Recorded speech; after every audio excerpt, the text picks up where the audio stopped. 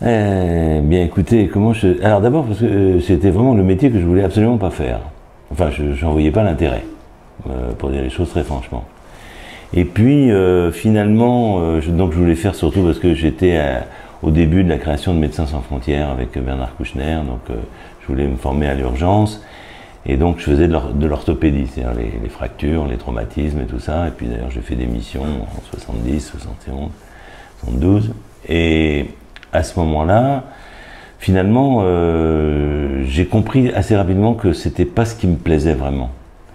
Non pas que l'orthopédie n'est pas intéressante, mais c'est du bricolage et finalement j'étais pas tout à fait... Il y a des gens qui sont bricoleurs, d'autres qui ne le sont pas, et moi je l'étais pas, de mes mains. Donc on faisait ce qu'on appelle, si c'est pas du dur, on faisait du mou. Donc quand on voulait être chirurgien, on opérait, on apprenait à opérer les intestins, l'estomac, le foie, etc.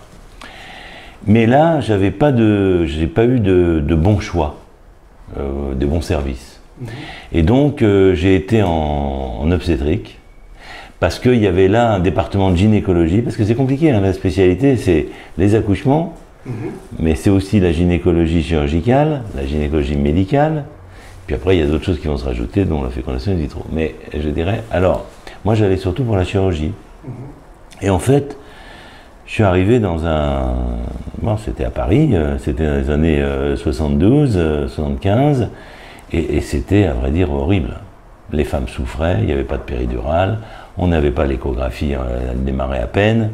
Il y avait un retard de prise en charge, les nouveau-nés, je ne vous dis pas, il y avait très peu de pédiatres, Makowski arrivait tout juste des États-Unis, enfin bon, voilà. Et je me suis dit, mais c'est pas possible, là, il y a vraiment quelque chose à faire. Et du coup, après j'ai rencontré ce qui va être mon futur patron, Émile Papiernik, à Clamart, et du coup, il va me faire aimer la partie obstétricale. Moi, j'avais une formation chirurgicale, donc on était assez complémentaires.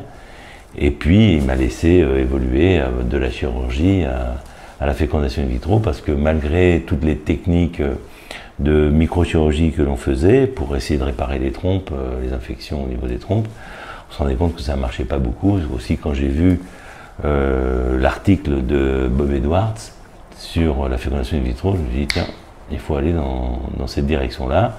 Et j'ai été soutenu par mon patron, j'ai recruté des biologistes et d'autres médecins, et on est parti sur cette aventure.